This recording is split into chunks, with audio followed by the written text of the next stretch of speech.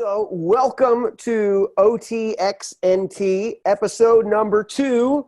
And before we get started, our New Testament guy, you going to start us off with the Lord's Prayer? Let's go for it. Our Father, who art in heaven, hallowed be thy name. Thy kingdom come, thy will be done on earth as it is in heaven. Give us this day our daily bread, and forgive us our trespasses as we forgive those who trespass against us. And lead us not into temptation, but deliver us from evil. For thine is the kingdom and the power and the glory, forever and ever. Amen.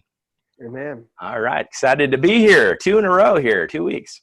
We've made it. I've already plotted out the rest of the year. So we've got a lot of time, a lot of plans. Dr. Marquez. Yes, sir.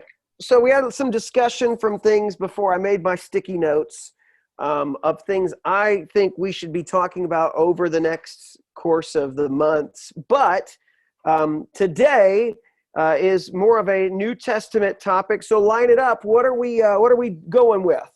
So I think we're looking at the question of ordination and some church office questions. Deacons, pastors, elders.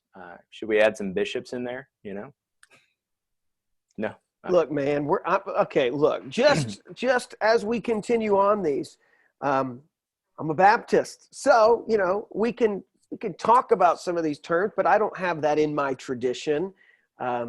You like reading a lot of the other stuff, so you're there. I know that you can talk a lot more about it than I can. Well, I remember when we were installing our director of missions, one of the questions that came up was, what do we do if you've got some church discipline issues? And one of his answers was, sometimes you have to kind of assume the role of the bishop. And I'm like, what?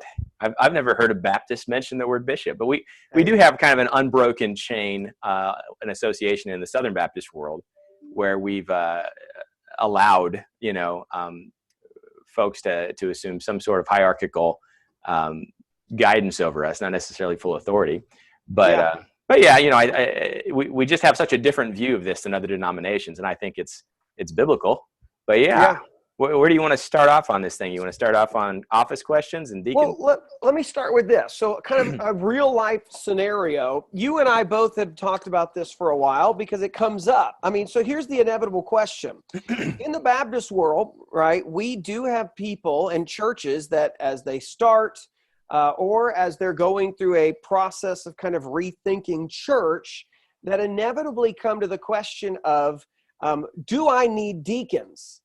And I think part of that's rooted obviously I think there's 2 parts to it. So one of it is whoever's leading on that is usually coming from one of 2 scenarios. One is a traumatic experience dealing with deacons in that there were people who were probably on that deacon committee, that deacon board, deacon body, or whatever you call it, that were probably people that would not actually fit the biblical qualifications. Either that or the guy who's complaining just didn't fit it and his deacons were kind of calling him out. Or it was just from an improper understanding of what they're to do. Because I know in a lot of churches, even in our Baptist world, we're off on what does a deacon do?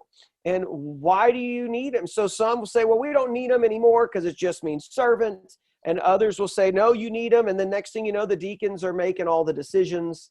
And then there's not really a distinction between elder or deacon. So I think one of the first things I at least want to kind of throw it out there is, let's just deal with question number 1, which is the office of deacon, does that exist? And is it needed? Or are they simply just servants? So let's start it out.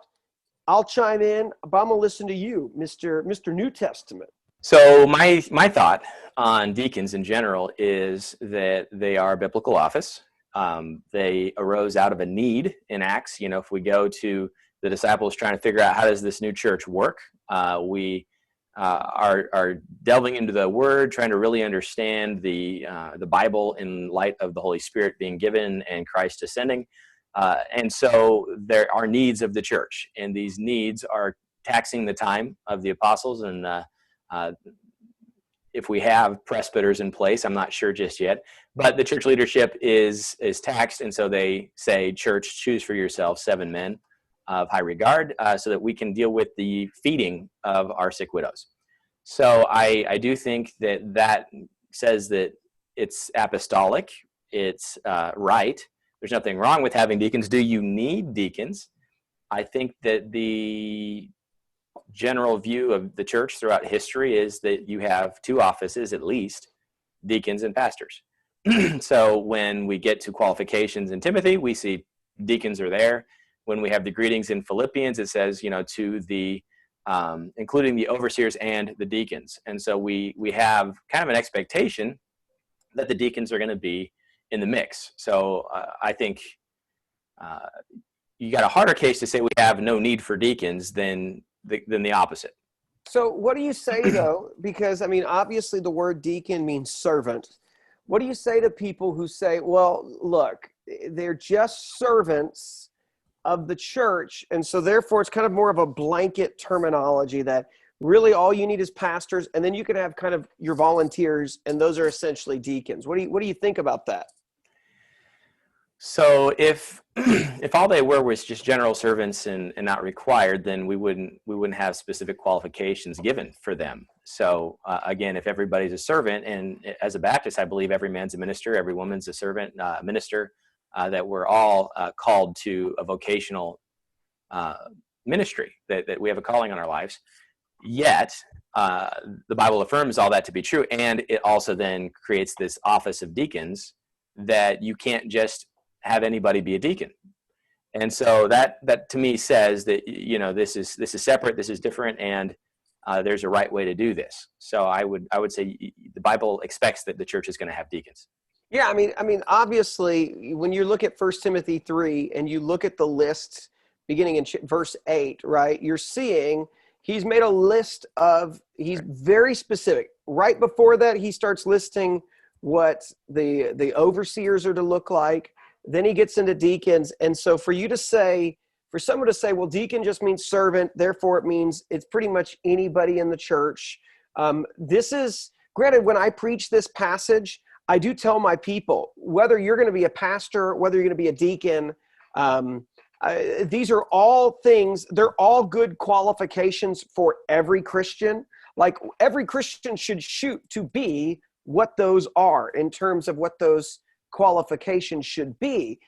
Yet there is a standard that is specific to what that office should be, meaning that if you are not those, it's not just simply, well, aspire to it. It means that this should be pretty much the air about who you are in order to be one in the church, in order to serve and to be this. So it's not just these are great, think about this, this is for everyone across the board. You should still aspire to that, but it is specific of an office. It's specific of a group of people who are to serve in the church. Yeah, so I've never really understood or connected well with the groups that are like, we don't need deacons. I think it usually comes from, like you said, a bad experience. I see it two ways. One, a bad experience, so I'm not going to put myself in that situation again. So I won't have deacons. I'll have something else.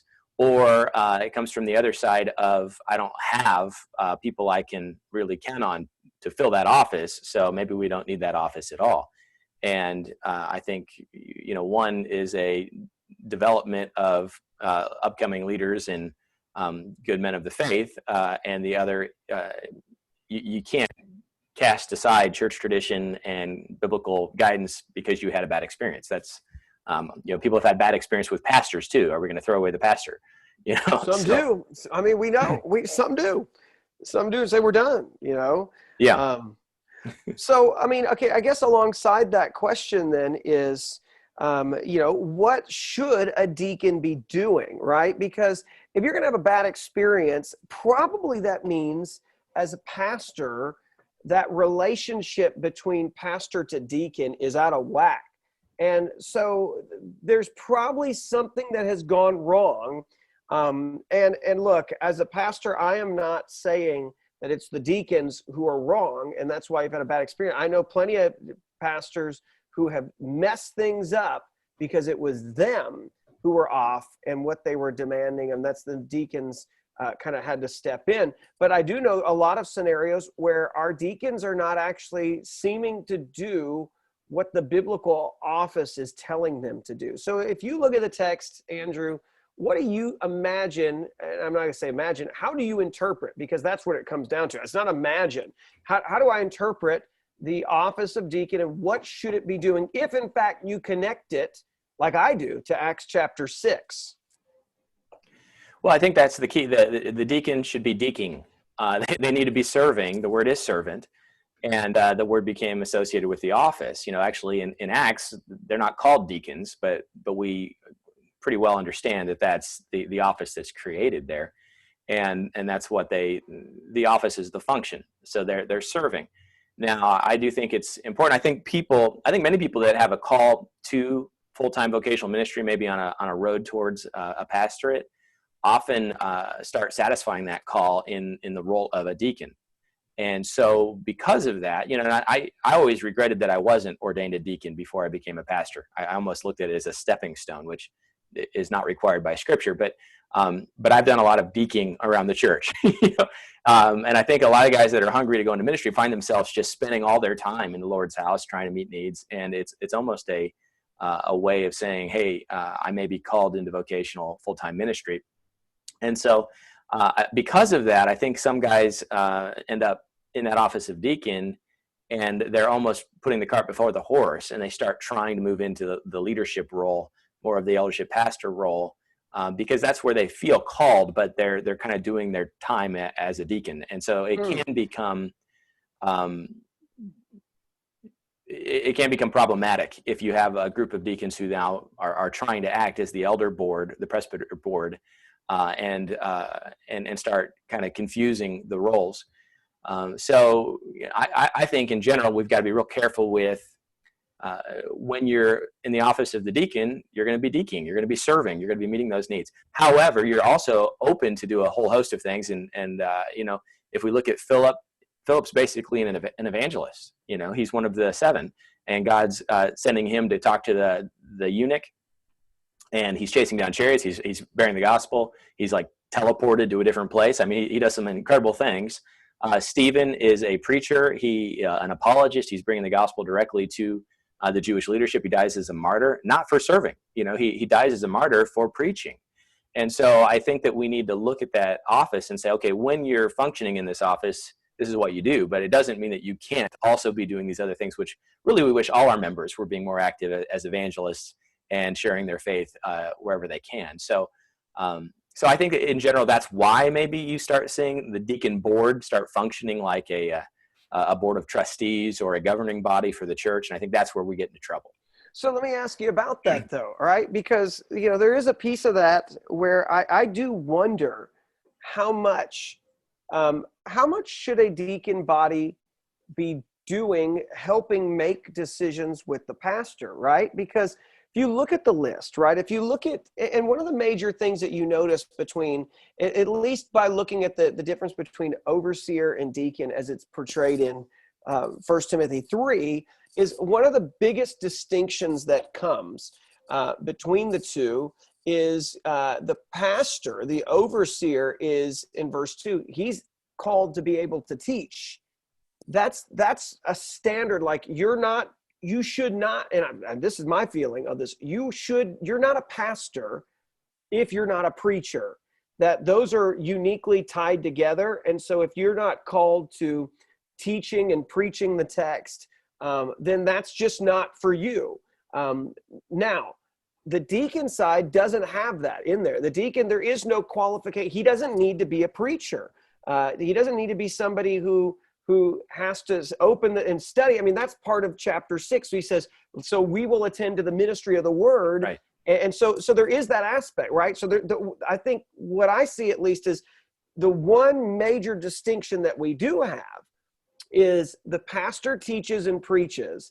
That's his role. The deacons are supposed to help so he can continue to do that. So the question is, though, maybe on the other side of that, is it out of the bounds for the deacons to then, though, help make decisions with the pastors, about the direction of the church? Or should they really just be confined to making sure, for instance, building and grounds and maintenance and making sure things are locked and lights off and all that kind of stuff. I mean, so is their role can their role be larger than just some of those basic kind of servant? And let me just say this too. I think a big part of this as well, one of the reasons why, and we'll talk about women in ministry too in a second, their wives are part of that, because obviously they're going house to house. I think that's implied in the text of how they are and how they're to be able to talk, that husband and wife are going in. And so there's certain things that they need to be seen as faithful for. So I think a pastoral care aspect is part of what a deacon needs to be doing. But what about beyond that? And I want to go back to the pastoral care thing in just a sec, but beyond that, what do you think? Should they be helping make decisions with the pastors?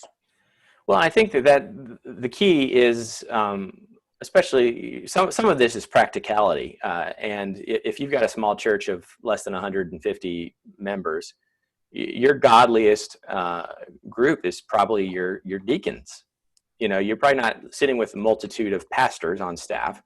And so it is a natural thing to say, okay, we have godly men who meet the qualifications of Timothy, who fit the bill that we've seen, who have good pull with the congregation because they've been serving the congregation. And so if we're going to make some major decisions, it would make sense that those individuals would be on whatever committee we've set aside to make those decisions. And so, in my church, we've often brought in a short-term committee or something, and it's usually mostly the deacons, because again, it just makes sense, especially the deacons that have been serving for years and are not necessarily as active as they once were, but they've been faithful. They're mature Christians, and so I'll bring a group together and utilize my deacons that way. The difference is when that body starts telling the pastor, this is what you have to do. And part of our congregational polity leads to that to some degree, because if your committees are all made of all your deacons and all your deacons are serving on 5 or 6 committees, and in a small church, this is not uncommon. You end up with a kind of backdoor governing body that is also your deacons. And so that's the problem, I think. But I think God expects that these are going to be major key players in your church, and I think that's okay. It's just a matter of recognizing the pastoral authority, which I think this is going to play into that question of ordination as well.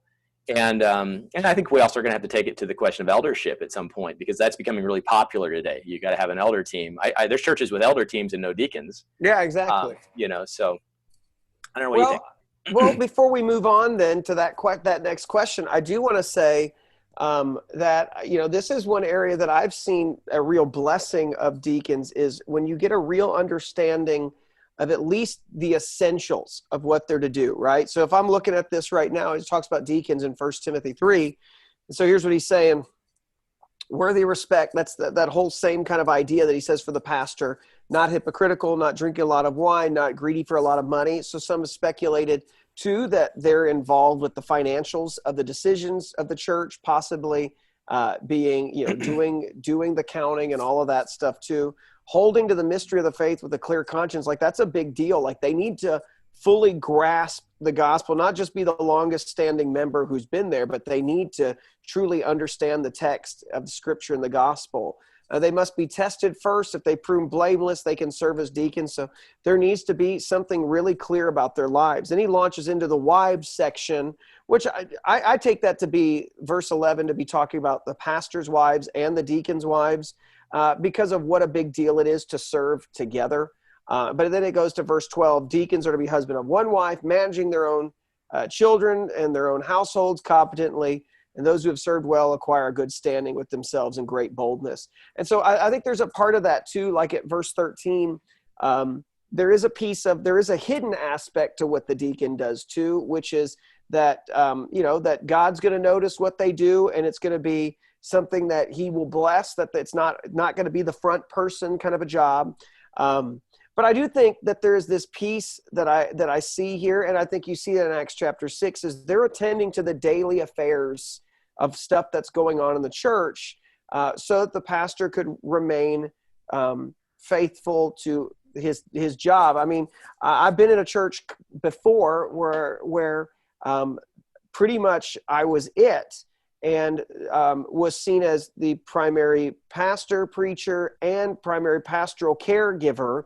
And it's because in a previous church context, and I think this is a tradition, a thing of just a past generation, you tie pastor and care all in one. And in fact, I've seen it, I feel like in a previous generation, you can see, at least in Baptist circles, where you almost elevated the pastoral care above the preaching, teaching piece. Because you'll hear things, and it's been said to me, that no one's going to care or ever remember a word about your sermons, but they are going to remember when you were in the hospital with them. And I know that I'm trailing off on a different conversation here, but that's not what the pastor's called to. The pastor's called to the ministry of the word. That's an important piece. I'm here to care and to shepherd the flock, especially as you look at how that word understanding of, as a Baptist, we're looking at overseer and elder and shepherd all tied into the same office, which I do think you see that in Titus, how Paul talks about it. But at the same time, I don't think that the caregiving for the whole body, those everyday pieces that are happening, I don't think that is the primary function of the pastor. I think that is for your deacons, so they can handle the rest of that. And in fact, I think it's better for the church body to have other believers who are coming and caring for each other than expecting that it's the senior pastor, because when the senior pastor's gone, your care is gone, and it's going to come from somebody else, or it's not going to happen the way that you want it anymore. And so I think that ministry needs to be given out to the deacon. So I know I've trailed there, but what are your thoughts? No, I absolutely agree. And I think, again, that's part of the issue that we run into with, I think, the groups that are, bad experience with deacons or we don't need deacons at all is typically, it's come out of a bad experience that really is unnecessary. And it may have just come out of pragmatic small churches need these small number of families to hold it all together. And in such a case, if you've got 15 strong families, and of those 15, you've got 5 deacons, of course, those are going to be some of your key members that you're going to want to work with and get their opinions on. And I think a new leader or a weak leader might give too much away, and that could set up something. Or you get a long time deacon who's really steering the ship, and sometimes you're going to have to butt heads. And I almost look at it like a marriage relationship to some degree, where the husband's supposed to be in charge, but it's not like every day you're butting heads with your wife on major decisions. Hopefully not. But if that occurs, the wife should yield and submit to her husband, and the deacons should yield and submit to the pastor because he's the authority. But, all those other pieces of pulling the church together, caring for members, praying for the sick, all that stuff is key, and we need our deacons to do those things. So yeah, I'm a fan of deacons. You want to shift over to elders for a little bit here? Yeah, let's make the switch to elders then, and you take it because you've got it more framed in your mind how you want to make that leap, and then I'll chime in. So I've seen this with church planners. Every church planner I know now is on an eldership model, and they're establishing elders even before deacons. And I think the idea is they're afraid to get a lay body established that could slow down the need to be quick and ready to build this church. But I'm also seeing a lot of traditional churches move to an eldership model. In truth, I've got no problem with an eldership model, because elder is one of the titles for pastor.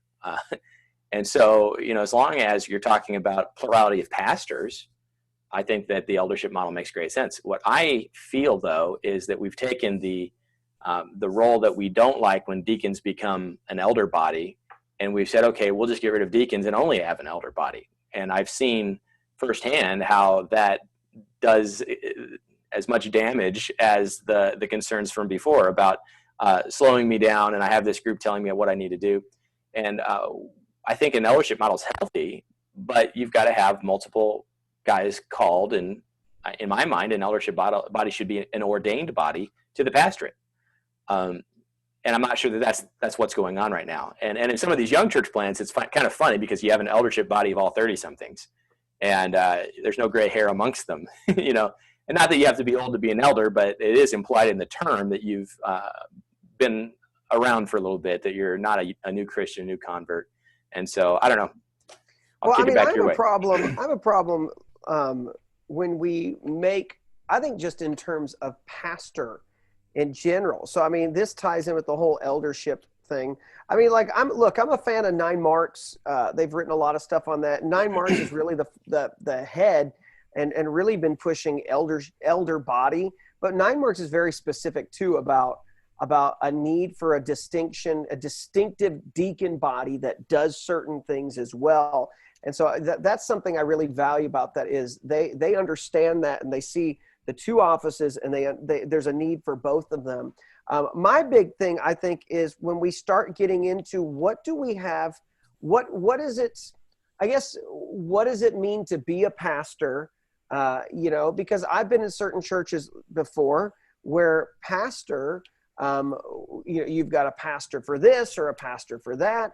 And sometimes it's, well, he's a Christian businessman, so he's the administrative pastor, but not to hammer that on anybody. If you're part of a large church that has all of that's wonderful. I'm just trying to theologically try to understand, does your business background, should that be what makes you an administrative pastor? Or is there something more to it? Or what should the bare minimum be for what should be a pastor? So you want to take that for a second? Yeah, well, and that's the key for me, again, with eldership. We've got the 3 words for pastor, which is the shepherd, right? The presbyter, the elder, and then the overseer, the episcopate. And so, you know, I remember being at your ordination service, and I think David Johnson preached a sermon from Peter where it says, you know, those that you have been made a shepherd over, you know, oh, for goodness sakes, help me out, Ben. Govern the flock with whom you have been made pastor, yes. Right? Yeah. So, you know, but all 3 words are used in that verse, right, of the same office. And so, for me, an eldership body would be people who are called to vocational ministry, to shepherd, to lead as an elder, and to oversee. And so, and for me, you know, this is going to push into the question of ordination, whether ordination means anything, or if it's just a nice party.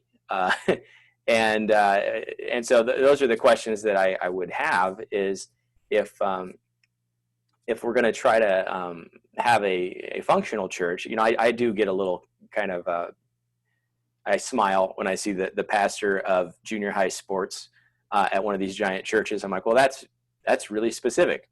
And I don't get too critical of it, but I do say, okay, well, maybe they've got more junior high volleyball players than I have in my whole church. You know, could be. It's a whole different model. So I don't want to be too critical of any of that, but I don't think that that's necessarily what the apostles had in mind, right? Yeah. And so in general, even the whole concept of youth pastor is foreign to the Bible. The youth pastor, there's the pastor, and then there's parents who take care of their kids and bring them up in the faith. So we've really gone a long way from what the office looks like and what it's supposed to do, and it really made it look very similar to the public education system in a lot of ways. And so just anybody who does any administration is not necessarily a pastor. Yeah, I guess that's a great thing to think about, though, is so talk about a deacon piece, and you've talked about pastors, but so there should be certain distinctions and there should be certain functions of what the pastor does that, that need to be there in order for him to be pastor. And, you know, I have no problem with multiple pastors of a church. I think that's a biblical thing to see. I mean, the question is when he says, for instance, when he's telling Titus, he says in chapter 1, verse 5, Paul says, I left you in Crete and was to set right what was left undone. I direct you to appoint elders in every town. And the question is he appointing multiple elders to each church? Or is he saying that, you know, these are all the churches that make up that town and you've got a pastor-led model? That's all that's the big debate, of course. Is it pastor led, or is it multiple elder led there? But still, I think if you're going to have an elder, if you're going to have an overseer, there should be basic differences between you and, I am the administrator or a director of a program or something like that. Like there should be some obviously you need to hold to it and make the list for 1 Timothy 3, Titus Right. chapter 1, Well, and I've got a church right now. There's no lead pastor in town. They haven't had a lead pastor in years, and they've got an elder body, and they share the preaching load. And I'm not sure that I see anything unbiblical in that, but it's definitely not a normal Baptist model, because typically you would expect somebody would be in charge of the overall teaching of the church. And so just having a board or a body of elders doing that is a little odd to me.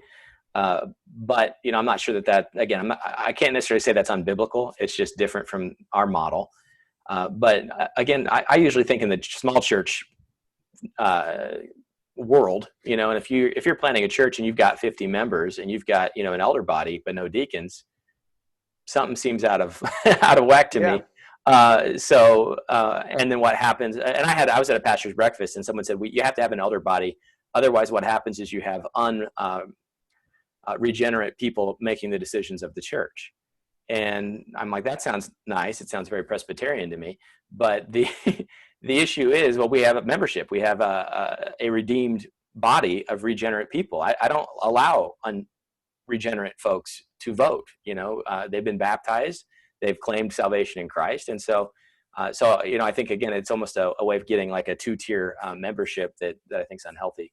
So that's a whole nother discussion, man, that I think we need to have, is a biblical view of church membership at some point, because as Baptists, we've got to kind of discuss as even within Baptist circles, of having a membership roll, having an inflated membership roll. I always love going to those where they got like 4,000 on their membership rolls, but in regular attendance, they've got 200, and it's like something, but that's another discussion. So let me ask you this though. Let me lead into this next one.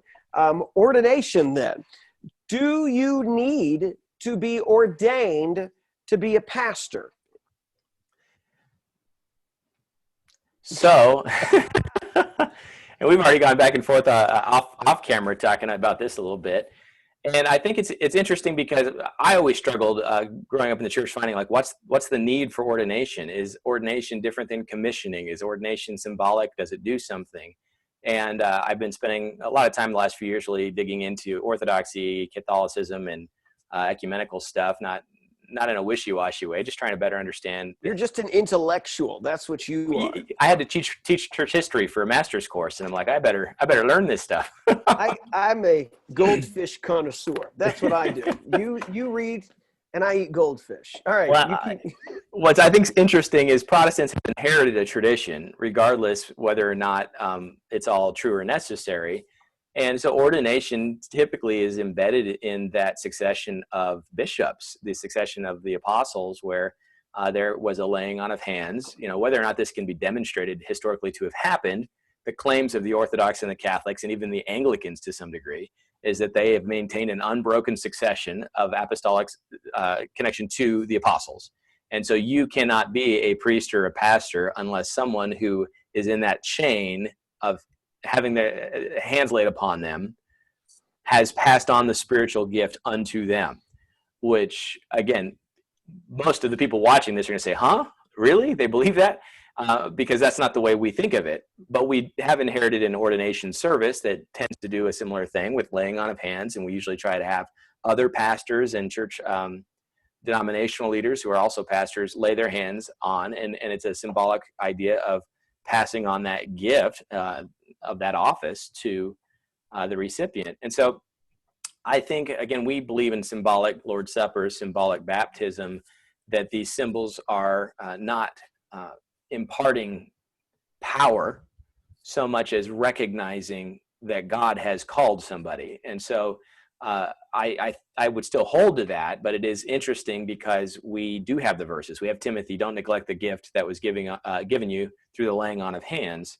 that there is something about this service, this call, this church recognition of their pastor that's important. So I think ordination is one of those symbols that is very important, and we need to get it right, and it does mean something. So, yeah, you got me thinking about this, because that's the question of, and everything that we've kind of talked about and looked up at to this point is, I think there's no instructions for how to ordain. There's no ceremony in the text for how to do it. I think the closest thing that we can find to ordination, or probably what it is I think it's pretty specific. I think it's got to be the laying on of hands. And as you referenced, that's 1 Timothy 4:14, where he says, don't neglect the gift that was in you, was given to you through prophecy with the laying on of hands. And I take that to mean, especially just finished preaching through Timothy not that long ago, that this is the affirmation of the gifts and his setting apart in ministry. And I think you see that in Acts too, where people will pray and set their hands upon someone to set them apart from ministry. So there's nothing spiritual. I mean, it's obviously spiritual, but I mean, there's nothing that's happening in there that adds anything extra. I take it to be, we affirm what we see in you. We understand that you have been given these gifts, and we are setting you apart for the ministry.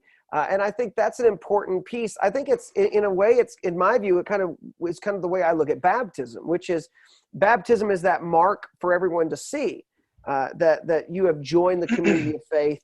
It's a great thing for a believer too, to have in their own life, to say, hey, I might have trailed off for a little bit of time, but the Lord called me back, and I know, because I know of my baptism, that it was a genuine decision.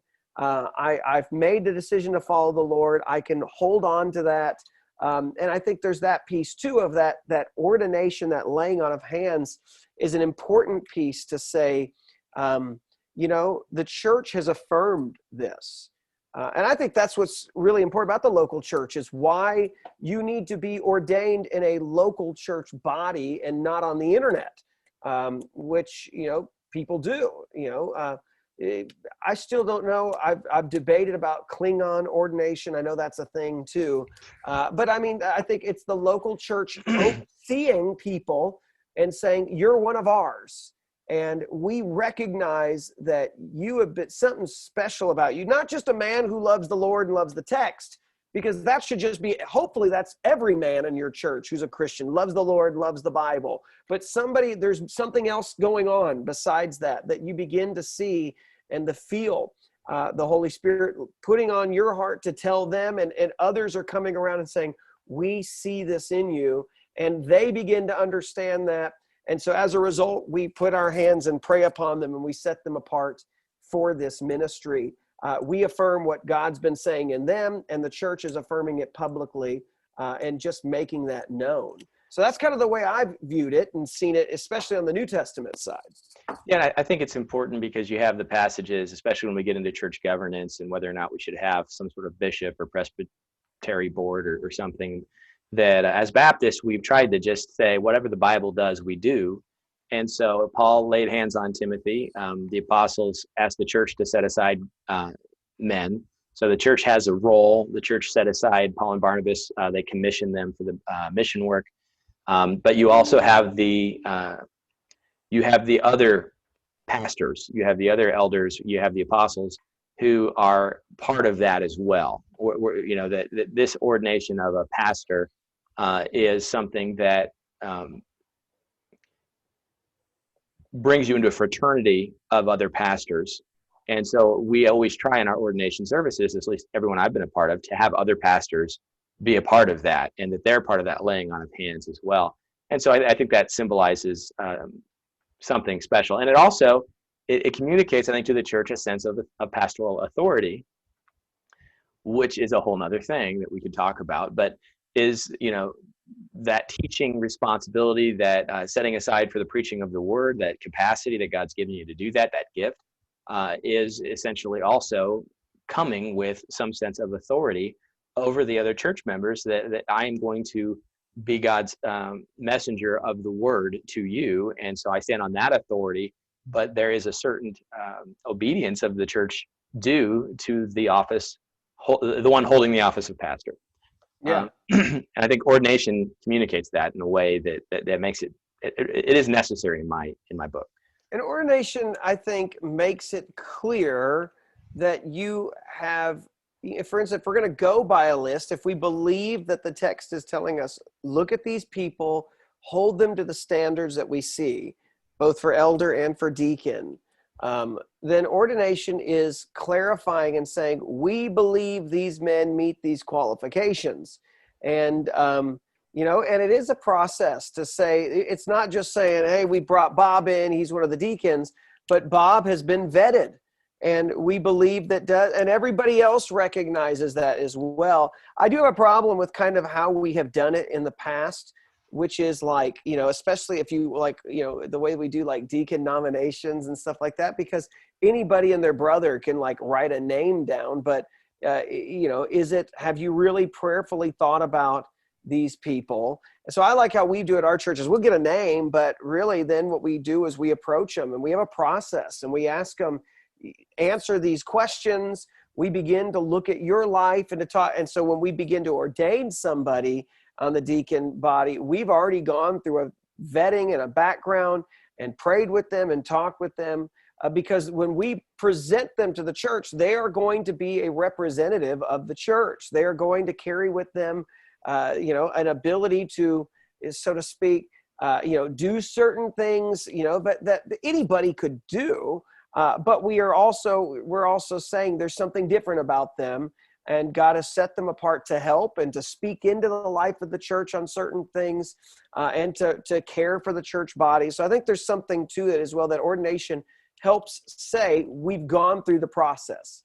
We know, and they meet X, Y, Z, And again, I think that's why it's important to have other pastors present, because who's the standard holder, and who's responsible to make sure that they've met the standards of Scripture, if not pastors. Yeah. And I think so the Baptists can be a little weak, I think, in my mind, on pastoral authority and the importance of that. But that's not fair, because every church is different from another. But the other question I would have is ordination. Does that church recognition, that ordination, that laying on of hands, do something permanent? So, our deacons, permanent deacons, our pastors, permanent pastors. And I just got to bring up the quote from the Baltimore Catechism of the Catholic Church, which says that very, very famous, so well aware of it. Yes. that holy orders, being ordained, essentially imprints the soul and it changes you for eternity. Like you are an eternally different individual due to this act, which, when I first read that, I'm like, wow, that's different, because I've wondered if deacons should serve a term and then cease to be deacons, or do we recognize their ordination forever? Also, and I believe that the instinct of the church is that once you've been ordained, you are set apart forever. But is that baggage we've carried over, or is there a biblical reason to hold that? Yeah. I think in one thing, obviously, I think it's the same for any pastor. You've been ordained. When you fail to meet those requirements, you don't remain pastor. I mean, you might remain ordained, but you're not, you in many cases, if you fail those in a big way, and certain things, and you don't turn around or anything, you're disqualified. And so your ordination's there, but that really doesn't mean much anymore. And the same thing with deacons. I mean, we've got deacons, and the hope is that those who have been ordained persevere and that they remain solid. And so that it's not a question, but how it is in every church, which is, I'm gonna just throw any random name. So any of my deacons watching, I'm not picking your name. I'm going to pick somebody else so you don't think I'm pointing any of y'all out. But Carl's on the deacon board, and you're ready for Carl to roll off because there's something off, right? And everybody, and this happens, people don't want to call Carl out for what he does. So Carl rolls off, and we're just not going to let Carl roll back in once his year's up, we'll put him on a different committee. Those are kind of, That's the sad thing. But so there is that piece of like, I do think, yeah, you evaluate every name, and just because they're ordained doesn't mean that they immediately roll back on either. Well, and what's interesting is we don't have a pastoral rolling thing. We've created the deacon rolling board in a lot of churches, but that's not happening for the pastor. And I think it's very interesting that, do we have a process in the church to defrock an ordained person? And I think I heard Al Mohler when he was referring to women in ministry and whether that preaching is appropriate. And he said, for Baptists, the office is the function and the function is the office. So basically, you may be ordained, but if you're no longer functioning in the office, then you're not preaching, you're not teaching the word anymore. You're essentially not you're not a pastor anymore in that sense. Which that strikes me as a little hard, because I would always show reverence to the person who held the office, and I still do that even for deacons who really can't serve anymore. We honor them for holding that office. So we don't revoke ordination. I don't know that we have any mechanism to revoke ordination. But we can fire people. We can. Yeah, but I think there's something practical to what Mohler says there, because I think he's right, which is, when you're not there, you're not. And I think once you retire, especially, or you cease to function or hold those standards, it's over. But I still hold people who are my pastors who are not my pastor anymore, and are not pastoring anymore because they've retired from the ministry. I still call them pastor and refer to them like that because of the role that they put, but they finished well too. And there's that piece of it, that you come into it. Okay, so here's another one I want to shift to, because we're talking about ordination. Does ordination, is that what qualifies you to do certain tasks in the church? Do you need ordination to baptize and do the Lord's Supper, the two ordinances of the church? Well, and I would also say prayer for the sick in there, because if someone is sick, let them go to the elders, right? And they'll anoint them with oil, pray. So there's another non-official ordinance of the Baptist world, but it is a practice that many of us do. And so but elders are listed there, right? And we get into strange fire now and go that direction. But I guess one of the things we both would agree on is that God is the one who has set apart an individual for service in the role of a deacon, or for pastoral responsibilities as a preacher, teacher of the word. So the ordination is more of our recognition of what God did.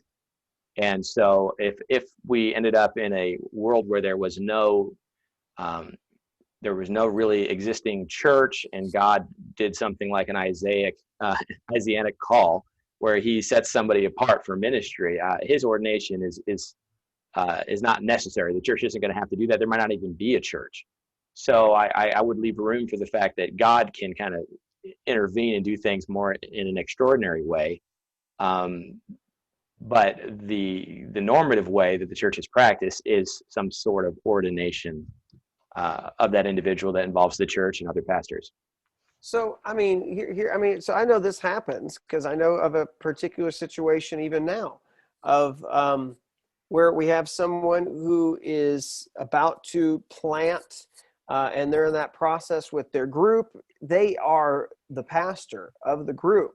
And the church is excited to send them. COVID has gotten in the way of that ordination piece. And so there hasn't been much time to gather, hadn't been much time to even want anyone to know about putting hands on anybody to be able to do it. And so their group right now is meeting in a small capacity, but he has not been officially ordained yet. He's been licensed to the ministry. And so, but is there a problem with an individual like that who to do Lord's Supper or to baptize people prior to their ordination? I think the baptism question, that I think does not require a pastor at any time in history. It just has always kind of fallen on the pastor to do that. So and this is across denominations, to my knowledge. Anybody can baptize in the name of the Father, the Son, and the Holy Spirit. It's part of our Great Commission. So that one is not a problem. The Lord's Supper, it is an interesting question. And again, if it's purely symbolic, and we talked about this last week, then ultimately it's not a big deal. But symbols matter, and how we do the symbols matter, how they communicate something. And so historically, it was the presbyter who stood in the person of Christ, as Paul says, I forgive him in the persona Christi, that I essentially am representing Christ in blessing this. And as he said, this is my body, this is my blood. I'm kind of I'm not Christ in that, but I'm asking Christ to come be present. So I think it's important, and it has historically been required that somebody who's ordained do that. Is it ordained, or someone who's just a pastor, whether they've been ordained or not? Well, how are they a pastor if they haven't been ordained, I guess is the question. Yeah. Licensing is more of a state mechanism, and we inherited that because you used to have a state license to preach because they didn't want just anyone preaching. And that's a part of that Baptist story, is the fact that we were being persecuted for preaching without a license. And so the license and the ordination are almost always tied together in some sense, but we can essentially license somebody that hasn't really fully come to understand their role in full-time ministry. But really, it's kind of, there was a time when the church and the state was the same thing, and so a license was required. We're in a whole different world now. So I think licensing is a step, but really there's no need to separate those two. In fact, you can be ordained and not licensed, as far as I'm concerned, because that's just really letting the state know that this person's legal to do this. So, okay, so I'm looking on my wall right now at my certificate. So I got my licensing in October, and I was ordained the following year in March. And I was a pastor, an associate pastor already when I was brought in and licensed immediately in October. Would there have been in your mind, theologically, I didn't do it, but would there have been a problem if I administered the Lord's Supper as a licensed pastor in name, yet not yet ordained until March pastor? So it's a tough question. In general, when the church licensed you, they did like a halvesies on the ordination. We just hadn't had the ceremony yet, and I've seen this happen in Baptist life, where we've created like it's almost like the engagement in the marriage, where we've started the process, but we're going to watch you for a little bit, and then we'll do the ordination. And I'm not sure that's biblical. I don't have I was licensed by a church in San Francisco after seminary, and then I was ordained at my first full. Where were you licensed, by the way? Lincoln Hill Baptist Church. Did they change? Is that a different name now? I think it is. Oh goodness, no, it's still that same name. Don Bell was pastoring there at the time, and I served there for seminary. And it's in Sausalito. No, what's that town between Novato and Mill Valley? Is that San Rafael? San Rafael, thank you. It used to be First Baptist San Rafael long ago. That's what. Yeah. So anyway, that was kind of cool, because sentimentally it was like this church wanted to send me off, and I also wanted my home church that sent me to seminary to ordain me. So that was nice. So it really depends on what if the laying on of hands is really significant or not. That doesn't always happen in a licensing. So that to me is really, that's the only major symbol in the ordination that is biblical, required. So I don't know, because we believe the Lord's Supper is symbolic in itself. It's not necessarily, I don't see Paul in the instructions saying that the presbyter has to do this, but it has always been the presbyter that has done it. So I'm reluctant to say someone who's not officially installed in that capacity administers the Lord's Supper.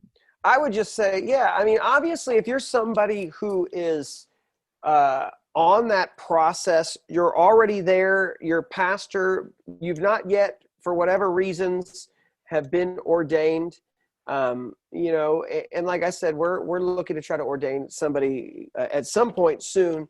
And, in those cases, and we know we've already been talking with somebody, hey, we're ready to ordain you. We're just waiting for the time. You're already kind of aboard. We want to bring you on and we'll take care of the ordination later, that kind of a thing. I think that there's something to that. If you're already coming aboard and then the church is affirming that, should you wait a little bit, I guess, before you do Lord's Supper? That's kind of an iffy question, but I do think that when the church has made the decision to say, you are the person, we affirm this, whether they've laid hands or not, or yet, there's something there. But I do think you should hurry up and get that ordination done and really do the man a favor of blessing them and making that known that he has the authority to do these things instead of kind of kicking the can down the road a little bit longer. Yeah, and we're just shooting the breeze here, so this is not an official stance.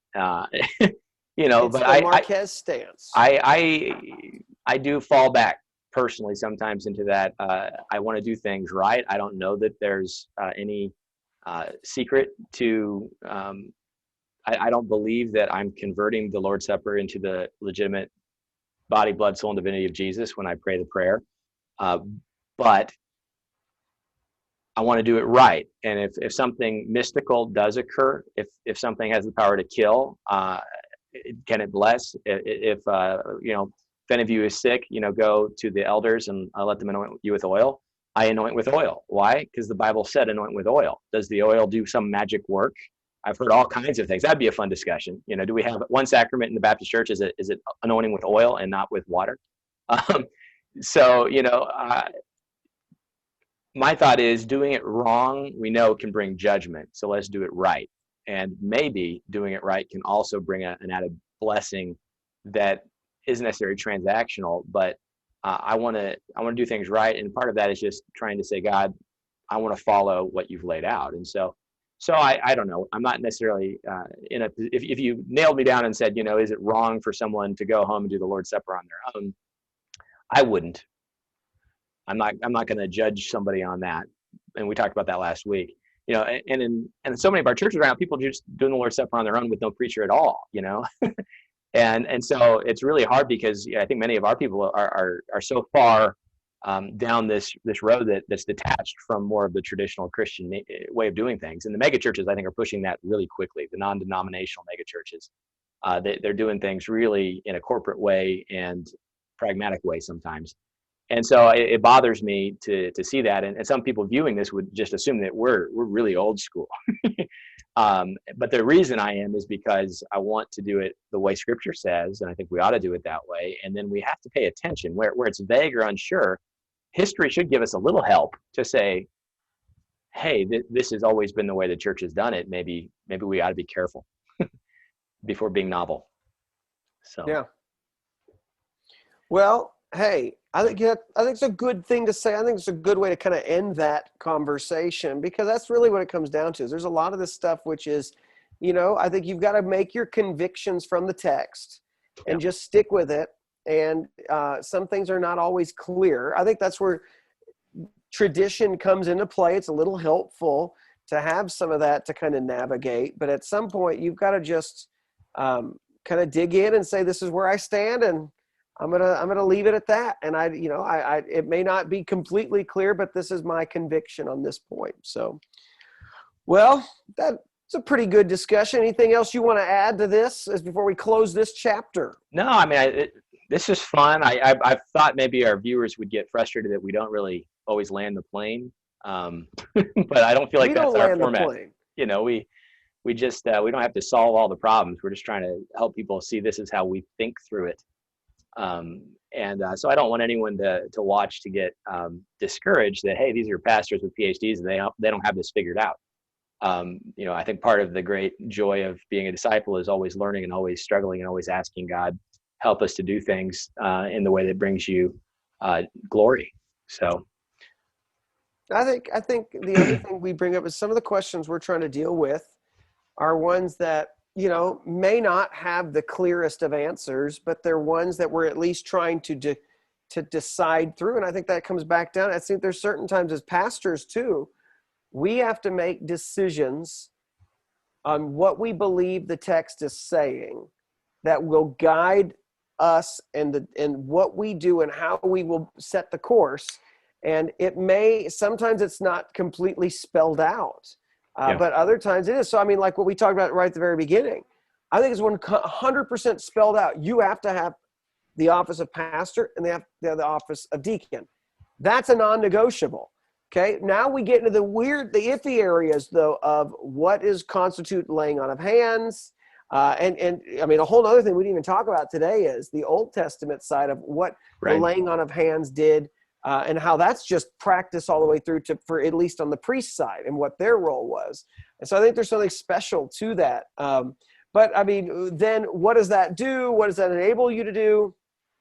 That's where some of that stuff gets a little bit more unclear, and we have to kind of at some point kind of do everything you can, gather it all together, and then say, here's where I stand on this. And we might disagree with it, but we're looking at the text, trying to come to the best conclusion of how to do it. So, you know, I think and the more we talk, I think the more we process through it too, of, okay, this is a good place to be. And this has made me think more about that position that I've had. Hear, hear. Well, hey, we will talk, and next Thursday, come back and do it again. You know, and if you guys have questions or something you'd like us to talk about, put it in the comments or email us or talk to us at church, because I'm getting them too, and we'll do something. And so let's get ready to close, as we will. And here is the way that we will close. And it says this. It says, may the Lord bless you and keep you and make his face to shine upon you and be gracious to you. May the Lord lift up his countenance upon you and give you peace. All right. We are done. Thank you for watching OTXNT, and we'll be back.